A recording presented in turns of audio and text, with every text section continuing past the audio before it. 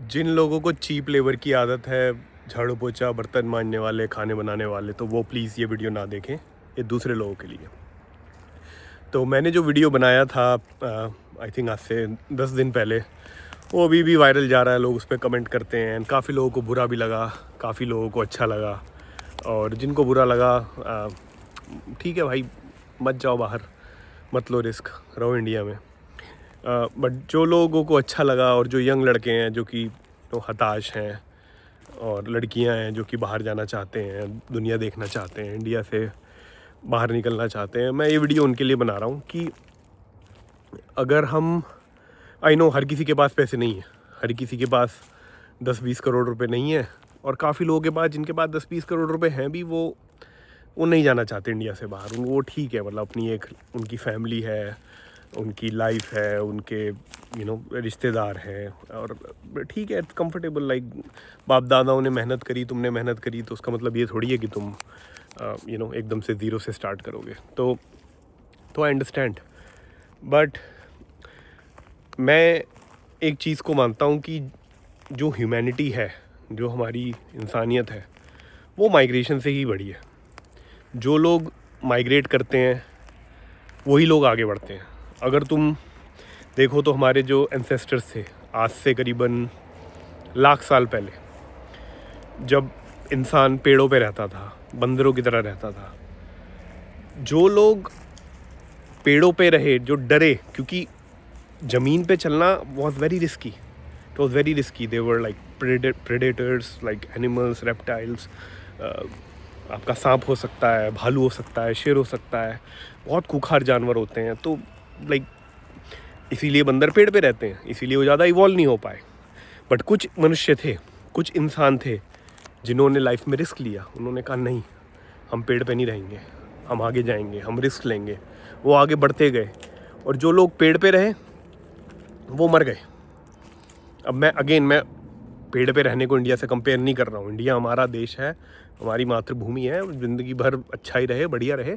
But मैं एक बात कर रहा हूँ कि जो भी लोगों ने कभी भी इमिग्रेट किया, it was always risky, it was always difficult. आप अननोन में जा रहे हो। अब तो इंटरनेट की वजह से आपको काफ़ी सारी इंफॉर्मेशन मिल जाती है, मेरे जैसे लोगों से और बहुत सारे लोगों से।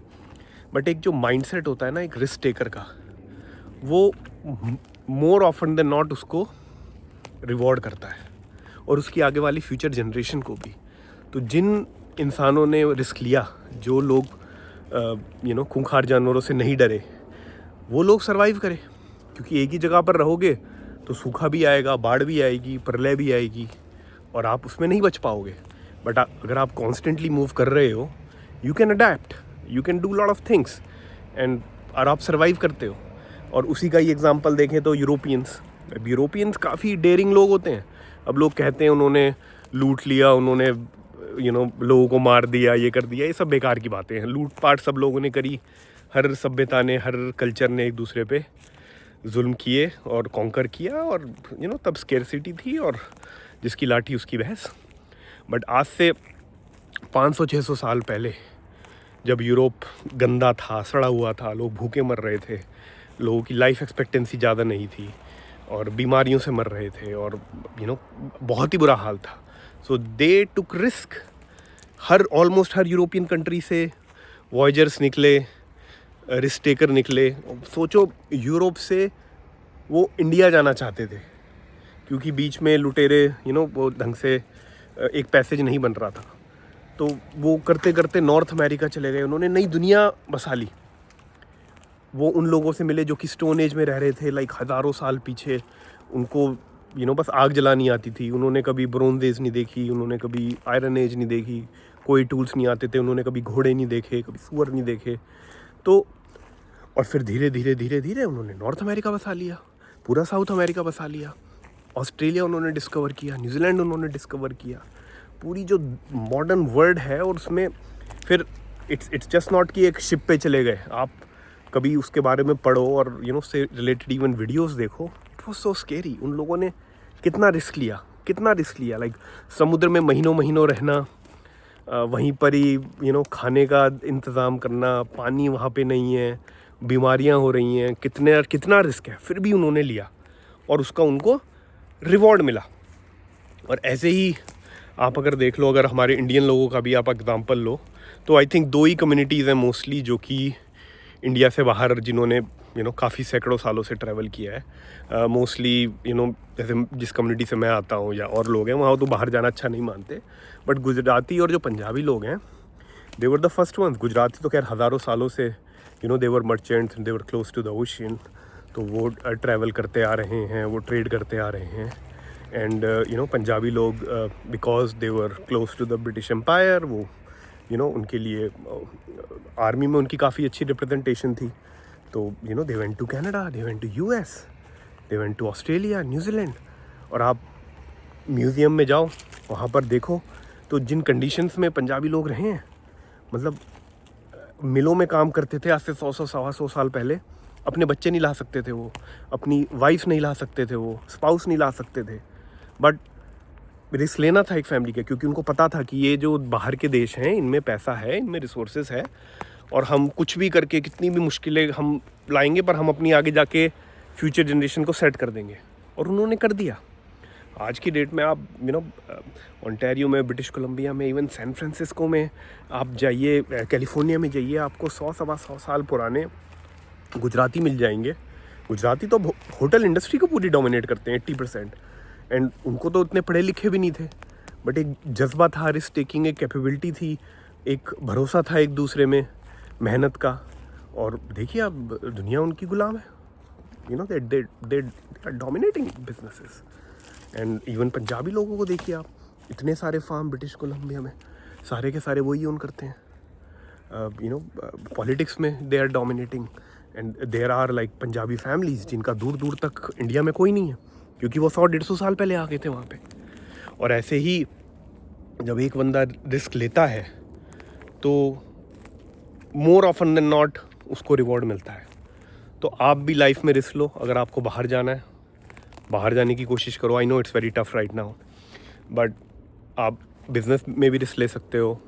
आप ये जो कॉम्पिटिशन एग्ज़ाम जो होते हैं, जिसमें एक कमरे में बंद होकर आप 3-3, 4-4, 5-5 साल अपनी जवानी के बर्बाद कर देते हो, वो सब ना करो। वो तो बहुत ही एक सेफ्टी वाली एक एस्केपिज़म, मतलब भेड़ चाल है वो, उसमें ना पड़ो। बट आप बिज़नेस करो, अपने आप पे भरोसा रखो, रिस्क लो। एंड जो दुनिया है वो एंटरप्रेन्योर्स की है। आप देख लो अमेरिका नंबर 1 क्यों है? क्योंकि वहाँ पे रिस्क टेकिंग इनकरेज की जाती है। लोग अपना बिज़नेस करते हैं।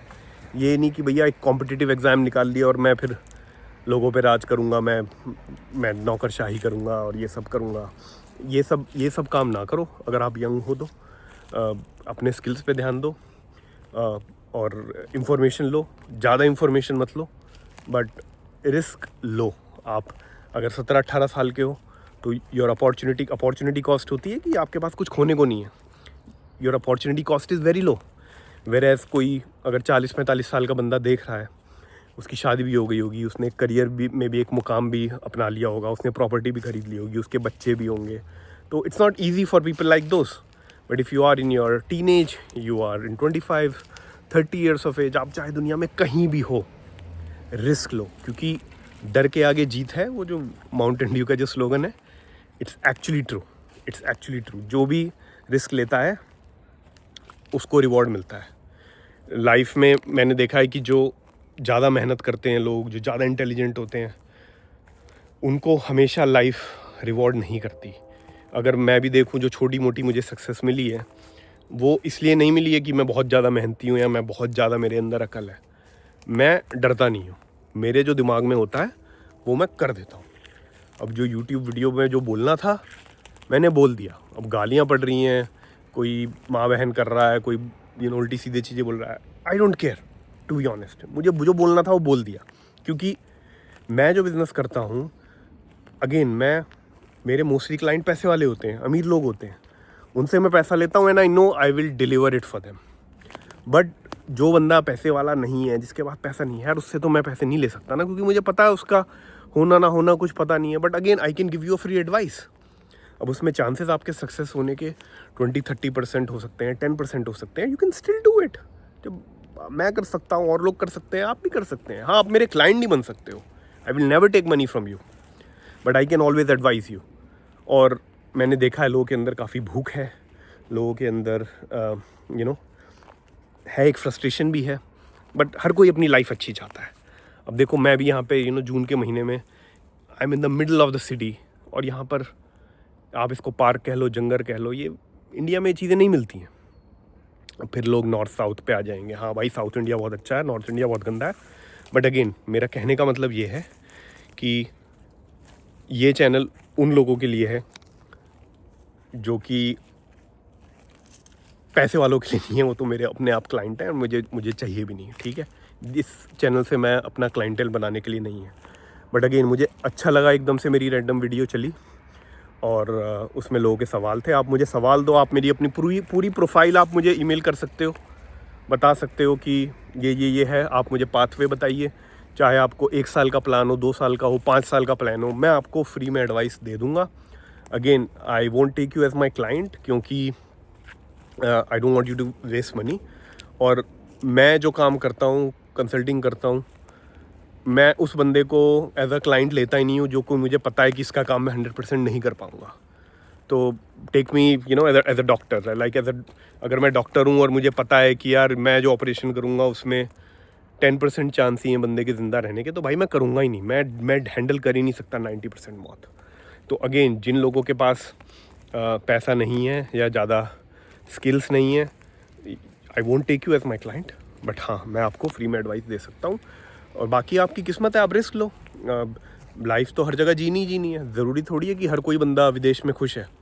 खुशी तो कहीं भी आपको मिल सकती है, और जो बंदा इंडिया में खुश नहीं है वो बाहर भी खुश नहीं होगा। बाकी अपने एफर्ट आप मारते रहो और take risk in life is very short.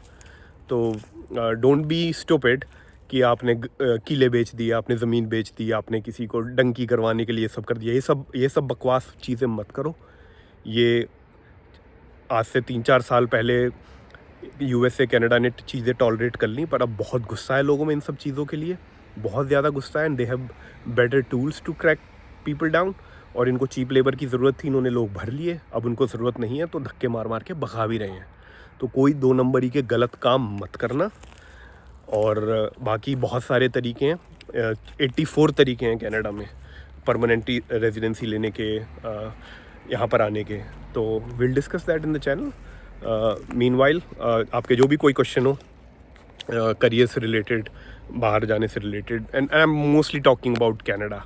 America की मुझे थोड़ी बहुत नॉलेज है, बट या कनाडा की मुझे पूरी नॉलेज है। Australia, New Zealand are very similar, but I am not an expert. मैं जो रजिस्टर्ड लाइसेंस मेरा इमिग्रेशन लॉ का है वो मेरा कनाडा का है, कंसल्टिंग का वो और कंट्रीज़ का नहीं है। बट एंग्लोफोन कंट्रीज़ मोस्टली जो इंग्लिश बोलती हैं दे आर वेरी सिमिलर। तो या you can find my email through this Gmail, जो यूट्यूब अकाउंट है sushilnag@gmail.com, उस पर आप भेज सकते हो अपनी क्वेरीज़, और कमेंट भी कर सकते हो। कमेंट में भी आप अगर अपनी पूरी प्रोफाइल डालोगे, आई विल टेक टाइम और आई विल मेक श्योर कि मैं आपको अपने कंटेंट क्रिएशन के ज़रिए ही एडवाइस कर सकूं, ताकि जो आपकी सिमिलर प्रोफाइल के लोग हैं उनको भी हेल्प हो सके। Okay, that's it.